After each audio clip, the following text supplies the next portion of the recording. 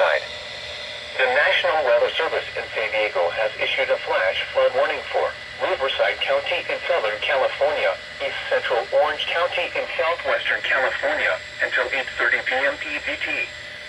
At 5:24 p.m. PDT, Doppler radar indicated thunderstorms producing heavy rain across the warned area. Between 1 and 2 inches of rain has fallen. Additional rainfall amounts of 0.5 to 0.75 inches are possible in the warned area. Flash flooding is ongoing or expected to begin shortly. Hazard: life-threatening flash flooding. Thunderstorms producing flash flooding. Source: radar. Impact: life-threatening flash flooding of creeks and streams, urban areas,